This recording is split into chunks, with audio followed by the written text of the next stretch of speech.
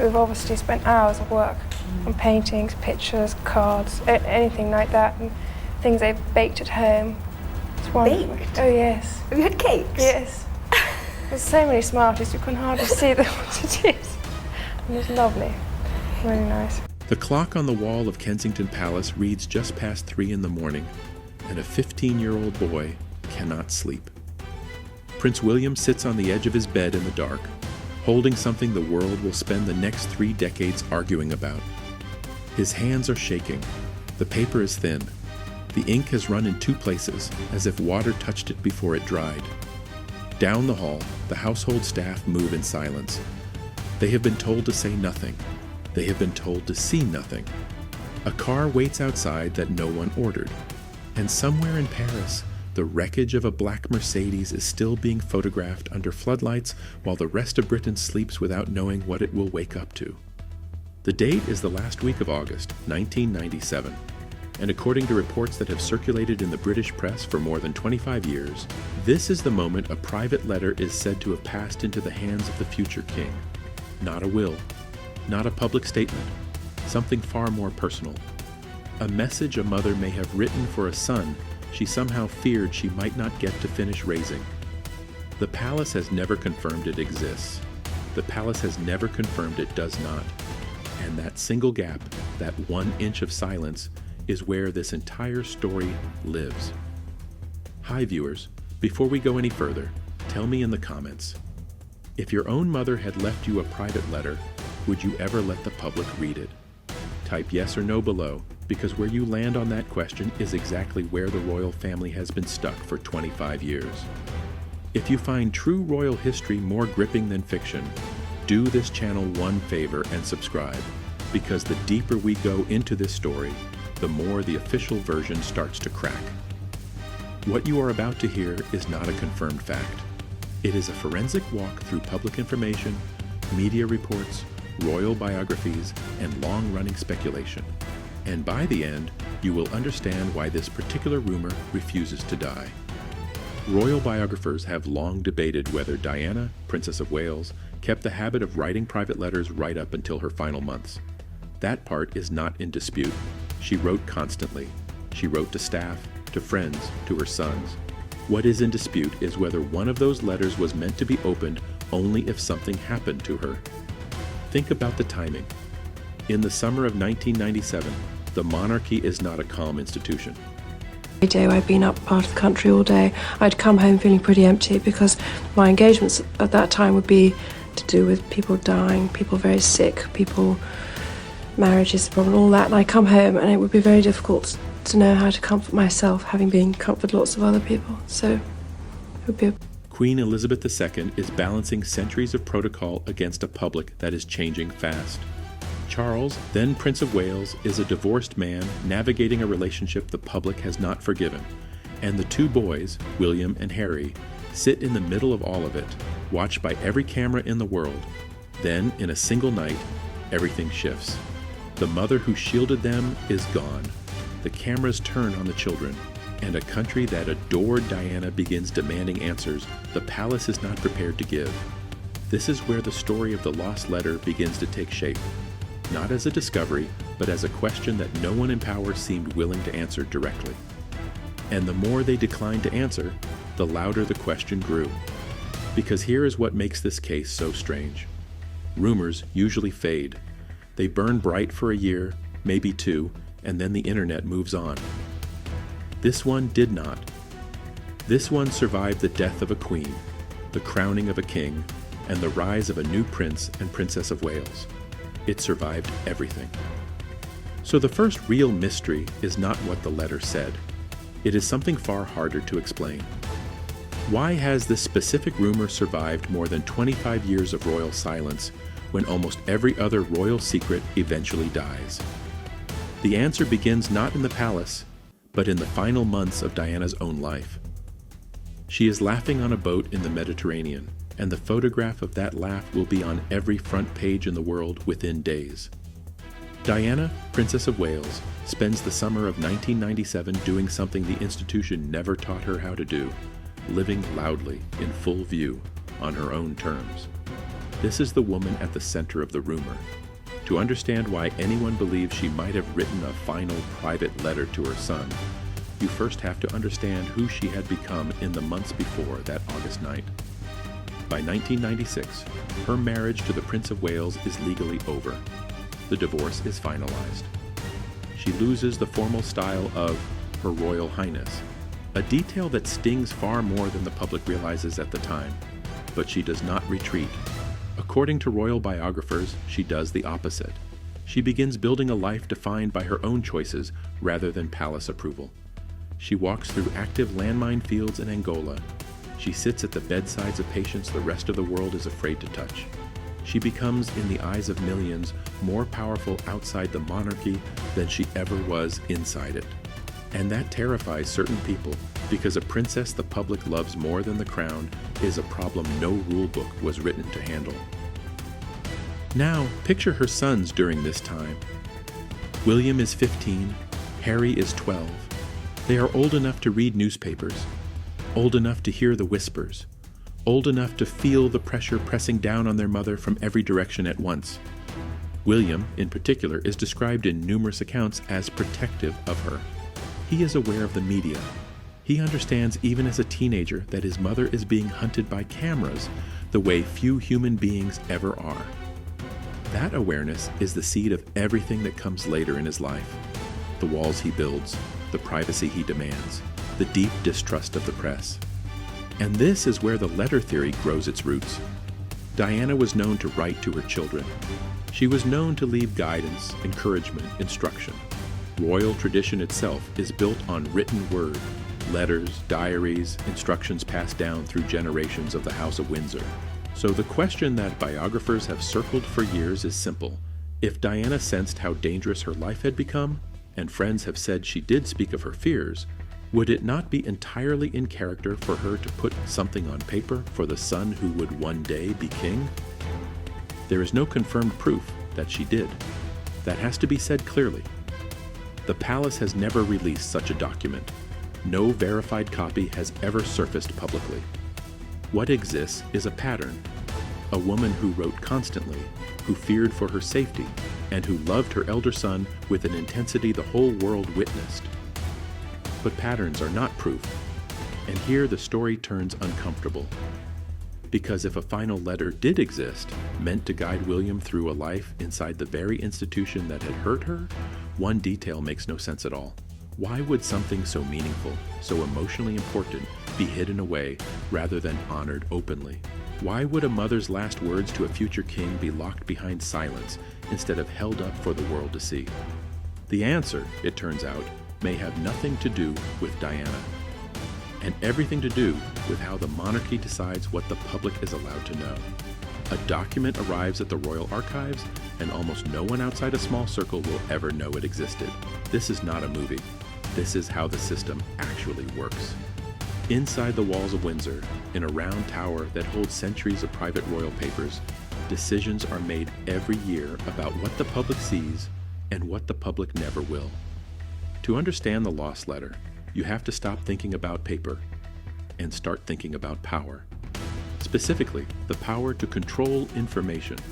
The royal household operates under rules that most people never think about. Private royal correspondence is not treated like ordinary mail. It is restricted, sealed, sometimes held for decades. The Royal Archives at Windsor Castle have long maintained control over which documents are released, when they are released, and which ones simply never see daylight at all. This is not a conspiracy. It is policy. Historians who study the monarchy know that access to private royal letters can be limited for generations. Some correspondence from royals who died over a century ago still cannot be freely examined today. The institution guards its private record the way a bank guards a vault.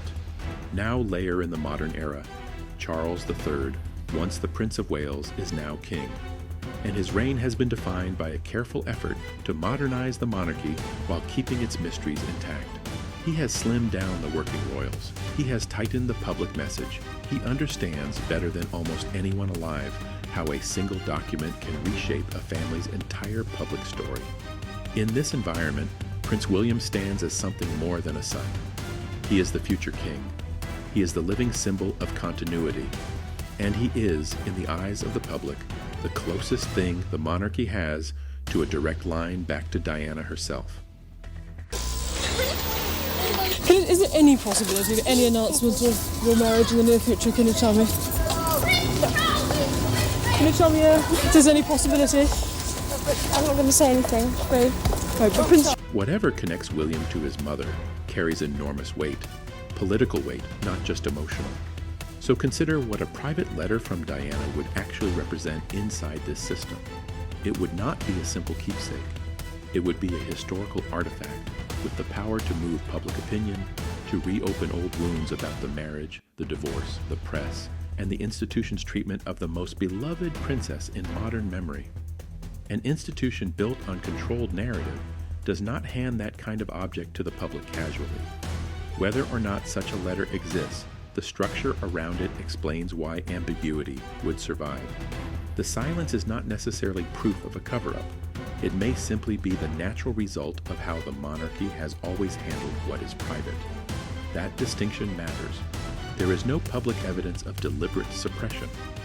There is only a system designed, from the ground up, to keep certain things behind closed doors, and a public that has never been comfortable with that design.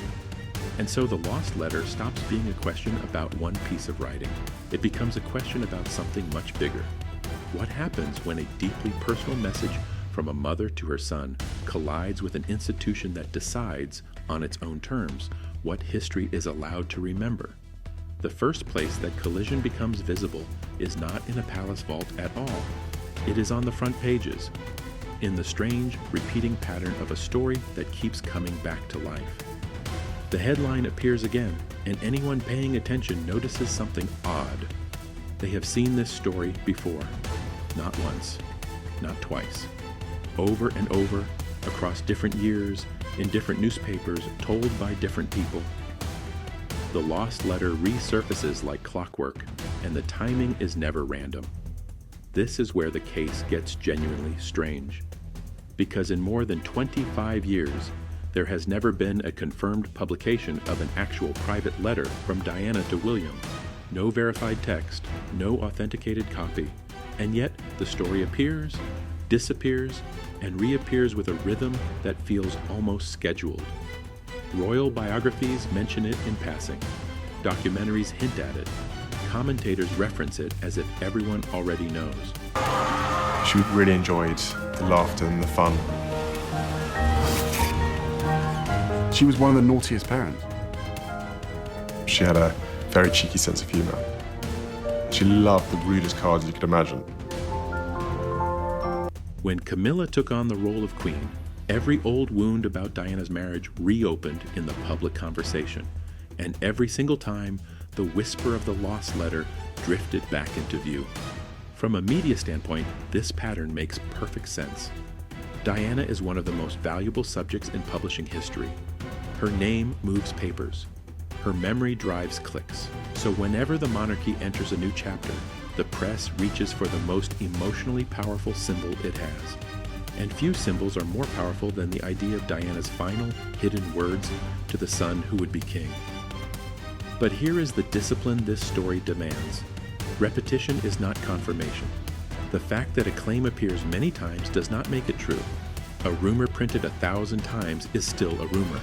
And in this case, the gap between how often the letter is mentioned and how rarely it is ever proven is enormous. This is the part responsible analysis cannot skip. Absence of evidence is not evidence of presence.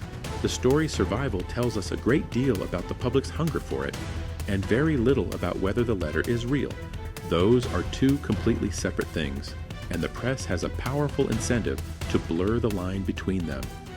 So a careful observer ends up holding two truths at once. First, there is no confirmed documentation that this letter has ever been published or authenticated. Second, the story is so emotionally useful that it gets resurrected every time the monarchy turns a page. The pattern is real, even if the letter may not be, which raises a question that cuts deeper than any headline. If this story keeps returning specifically during moments of transition, moments when the public is searching for emotional meaning, then maybe the letter's real power was never about the paper at all. Maybe it was always about what people needed it to mean. Strip away the paper, strip away the ink, strip away the question of whether the letter physically exists, and something remarkable happens. The story does not get weaker, it gets stronger, because at this point, the lost letter stops being an object and becomes an idea, and ideas are far harder to bury than paper. This is the turn that explains everything. To millions of people, the letter was never really about a piece of writing. It stands for something the public has wanted for nearly 3 decades. Proof that Diana's voice still reaches forward into the monarchy, still guides her son, still shapes the throne she never lived to see him claim. That is what the letter represents. Emotional inheritance, a mother's guidance surviving past death. The belief that the values Diana lived by, openness, warmth, compassion for ordinary people, were passed down directly in her own hand to the future king. The letter became a vessel for everything the public hoped Diana left behind. Royal commentators have suggested for years that Diana's influence continues through William, whether or not any document exists. They point to his charity work, his focus on mental health, his protectiveness over his own family. They read his choices as echoes of his mother, and in that reading, the letter almost does not need to be real. The influence is visible either way. Now set that against the world Diana married into. Queen Elizabeth II built her entire reign on a single principle: stability above emotion, duty above disclosure. She rarely explained herself. She rarely showed her feelings in public. For 70 years, she embodied an institution that survives precisely because it does not reveal what it feels. Diana was the opposite, and that contrast is the whole engine of this story. Where the Queen offered restraint, Diana offered emotion. Where the institution offered silence, Diana offered her own voice. I would love to have met her, and she's obviously she's an inspirational woman to look up to. Obviously to this day, and you know. The public fell in love with that difference, and so the idea of a private letter, raw, personal, emotional, fits Diana perfectly, which is exactly why it feels so believable even without proof. King Charles III now stands in the middle of that tension. He must preserve the unity and dignity of the monarchy his mother protected, while managing a public that still feels Diana's absence as a living wound. Every decision he makes about her memory is weighed on a scale most people will never see. Acknowledge too much, and old scandals return. Acknowledge too little, and the silence itself becomes the story. And so it must be said plainly once more: no verified letter content has ever been released to the public. No authenticated final message from Diana to William has been confirmed by the palace or any reliable record. What endures is not text.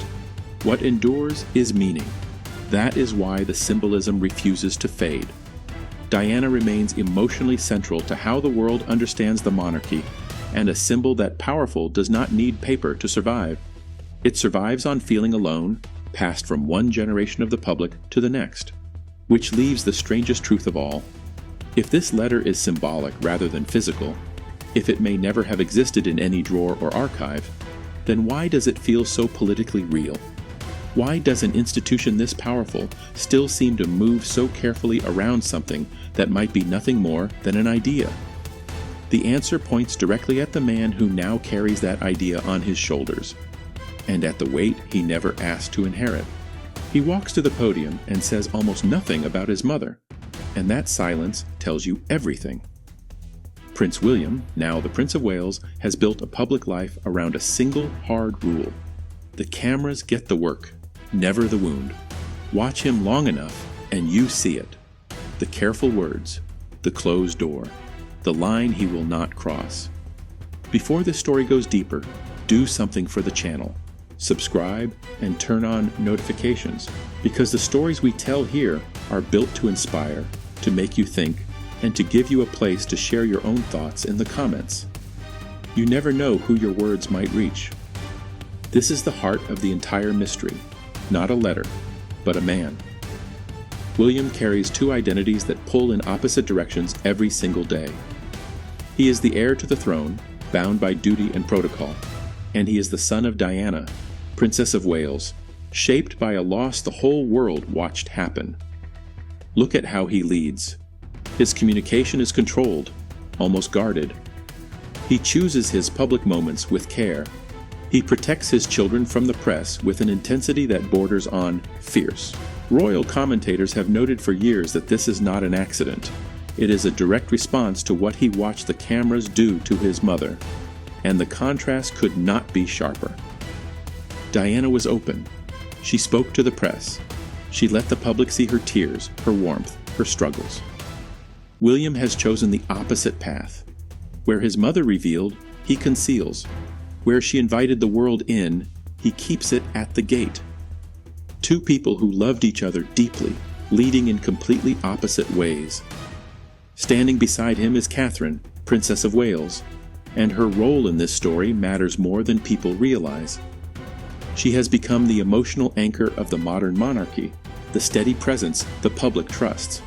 In many ways, she carries a public warmth that reminds people of Diana, while still holding the discipline the institution demands.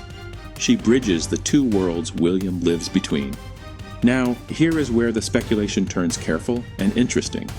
Some analysts suggest that William is not guided by any specific instructions from his mother at all. They argue he is shaped by her absence, by the empty space she left, far more than by any words she may have written. In other words, the lost letter may matter less than the lost mother. Think about what that means. A letter, if it existed, would be a set of instructions. But absence is something else entirely. Absence is a question with no answer, a silence a child spends his whole life trying to fill, and the way a person fills that silence reveals who they truly are. So when William builds walls around his family, when he fights the press, when he guards every private moment, is he following his mother's guidance, or is he reacting to losing her? That distinction is the quiet tragedy underneath all of it. This was never really a scandal. It was a burden, the weight of a legacy he never asked to carry. And that burden does not rest on William alone. Because there is one more figure in this story whose presence reshapes everything. A woman whose place in the family the public spent decades refusing to accept. The crown touches her head, and somewhere across Britain, millions of people feel an old wound open at the exact same moment. Camilla, now Queen, takes her place beside King Charles III, and for a story that began with Diana, her presence changes the entire emotional temperature. If these stories move you, share them. A single comment, a single share, can reach someone who needs to hear it today. Here is the careful truth this chapter demands. Camilla's role in the Diana story has been one of the most scrutinized in modern royal history. For decades, she was cast by the public and the press as a central figure in the breakdown of Charles and Diana's marriage. That perception followed her for years, shaping how a generation viewed her. But perception is not the same as confirmed fact, and that line matters here more than anywhere. What can be said with certainty is this: the public narrative around Camilla was harsh, persistent, and deeply emotional.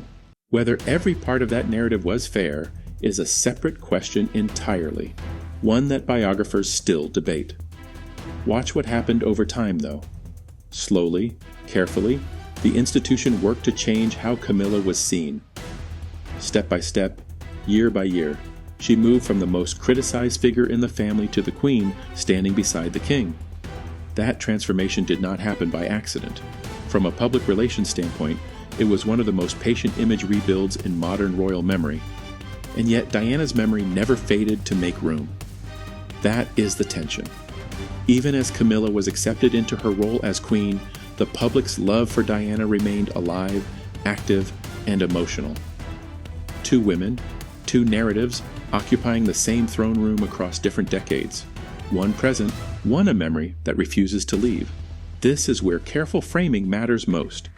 None of this means there was active conflict between living people in any confirmed sense. It means the narrative tension lives in the public's mind. People hold both stories at once. They accept Camilla as queen, while still mourning Diana as the people's princess. The friction is in the perception, not necessarily in the facts. And that brings the lost letter back into focus. If such a letter existed, if Diana left private words for her son, imagine the weight it would carry in a monarchy where Camilla now reigns as queen. Any emotional message from Diana would land in a family whose public story has been rebuilt around moving past that very history. That is exactly why the institution would handle anything connected to Diana with extreme care. So the historian's eye lands on a pattern, not a verdict. The pattern is clear. Public memory does not behave like official record. The record can be updated, managed, presented. But memory does its own thing. It holds on.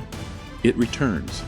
It refuses to be told when to fade, which leaves a question that hangs over the entire House of Windsor. How does a monarchy find stability when the public's memory simply will not let the past rest? When a woman gone for nearly 30 years still shapes how people see the living? The answer reveals something the institution may never fully control. A symbol does not need to be true to change history. It only needs to be believed. And right here, at the center of this story, that is exactly what has happened. The lost letter has crossed a line. It no longer matters whether it is real. It has become something far more powerful than a piece of paper ever could be. This is the turn that pulls the whole story together. After everything, the silence, the archives, the repeating headlines, the symbolism, the letter has transformed into a marker of something the monarchy has never fully resolved. It stands for the emotional transition the institution went through and never quite finished. Think about what it represents now. It is no longer about authenticity. It is about an unhealed moment in royal history. The instant the most beloved figure in the modern monarchy was lost, and the institution had to keep moving without ever truly stopping to grieve in public. The letter became the shape that unfinished grief took. Tie the threads together, and the picture sharpens. King Charles III has worked to stabilize his reign, to prove the monarchy can endure beyond his mother's long shadow. William has steadily grown into greater public authority, becoming the face of the future.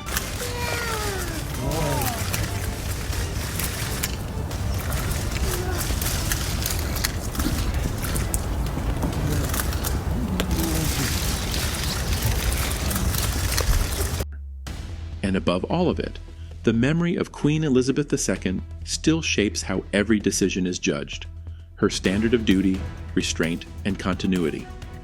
Each of these forces depends on one thing: controlled narrative continuity. Institutions like the monarchy do not survive on events alone.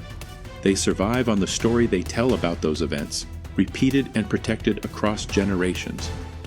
Break the continuity, and you risk breaking the institution's grip on its own history. And this is where the most striking idea of the entire story emerges.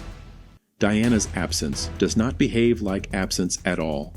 It behaves like a force, active, present, still shaping outcomes nearly 30 years later. She is gone, yet she moves the conversation. She is silent, yet she is quoted constantly. She left, yet she never fully left. That is what makes this case so unusual. Most people, once gone, slowly lose their hold on the present. Diana did the opposite. Her influence seems to grow during exactly the moments when the institution needs stability most. Every coronation, every transition, every new chapter, she returns, carried by a public that will not release her. So the lost letter, real or not, has become the perfect container for all of it. It holds the grief, the love, the unfinished story, the public's refusal to move on. It is the symbol the monarchy cannot confirm and cannot deny, because either answer would reopen the very wound the institution has spent decades managing. And that leads to the question this entire story has been building toward. What happens to a powerful institution when a symbol becomes stronger than the truth itself?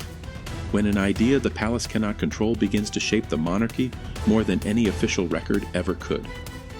The answer lives in the world as it stands right now, in 2026. Right now, in 2026, every word the royal family speaks is measured, timed, and managed by a machine more powerful than anything Diana ever faced. And that machine is the reason this story still breathes. The modern monarchy does not simply react to news, it shapes it, frames it, and releases it on its own terms. If a story has ever made you pause and think, that is why this channel exists, to inspire, to spark conversation, and to give you a place to share what moves you. Drop your thoughts below and inspire someone else reading. Look at where the players stand today.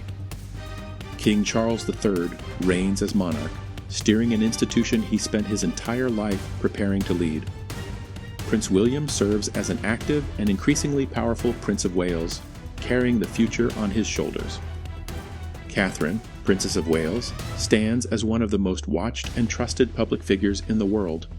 And outside the working core, Prince Harry and Meghan, the Duke and Duchess of Sussex, exist as figures the institution must constantly account for. This is the most media-managed monarchy in history. Every appearance is planned, every statement is reviewed, every image is considered for how it will be read across a global audience that never stops watching. In this environment, no historical narrative ever truly settles because each one is constantly being reinterpreted to fit the present moment. And that is exactly why the lost letter endures. It is not kept alive by archive evidence. It is kept alive because it fits the emotional logic the public already believes. People want Diana's voice to have survived. They want proof that her values reach forward into the monarchy she left behind. The story persists because it satisfies a need, not because it satisfies a standard of proof. This is the honest reframing the whole story has been moving toward. There is no confirmed archive document driving this. There is human emotion driving it, the deep collective desire for closure that the public has carried for nearly 3 decades. The letter is the answer to a question people cannot stop asking. And the monarchy understands this better than anyone. An institution this skilled at managing narrative knows that some stories cannot be ended with a statement. You cannot deny your way out of a feeling. You cannot release a press statement that erases what millions of people want to be true. So the silence continues, not necessarily as a cover-up, but as the only response that does not make things worse. Here is the strange genius of how it all works. As long as the letter remains unconfirmed, it stays a symbol everyone can shape to their own hopes. The moment it were confirmed or denied, it would collapse into a single fixed fact, and lose the very power that keeps Diana's memory alive in the public heart.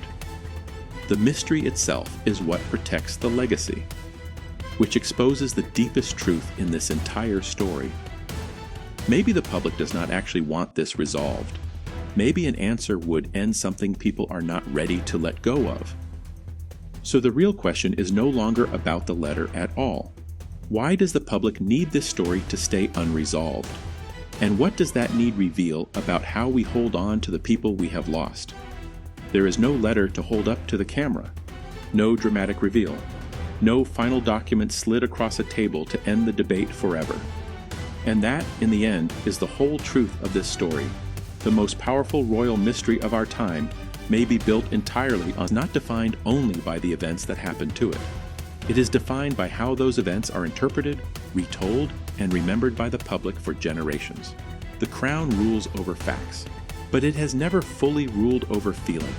That is why Diana's legacy refuses to fade. She came to represent emotional honesty inside an institution built on restraint. She showed feeling where the system demanded silence. She offered warmth where tradition demanded distance. And the public never forgot the difference. In a family defined by control, she became the symbol of everything controlled people quietly long for. So the lost letter survives, not because it was ever proven, but because it perfectly captures that contrast. A private, emotional message hidden inside a guarded institution. It is the entire story of Diana and the monarchy compressed into a single imagined page. Real or not, it tells a truth people recognize. And that is the quiet, almost uncomfortable resolution. This was never going to end with discovery. There is no triumphant final scene. There is only the slow understanding that some stories are kept alive precisely because they are never finished. The public holds the letter close exactly because it cannot be opened. The monarchy endures. King Charles III reigns. Prince William prepares. Catherine steadies the future. And Diana, Princess of Wales, gone for nearly 3 decades, still shapes the emotional weather over all of it. Present in her absence, powerful in her silence, remembered far beyond anything a single letter could have contained. So we end not with an answer, but with the thing that has carried this story all along. Maybe the letter was never the point. Maybe what the public has been reaching for all these years is simply proof that love survives the people we lose, that the ones who shaped us keep speaking even when the words are gone. That is where this story rests. Not in a vault, not on a page, but in the memory of a public that still refuses to say goodbye. If this story moved you, made you think, or reminded you of someone you carry in your own heart, share it with one person today, and tell us in the comments who you would write your own letter to. Subscribe, turn on notifications, and stay close, because the next story we tell will reach for that same place. The truth that lives beneath the headlines, and the human heart beating underneath the crown.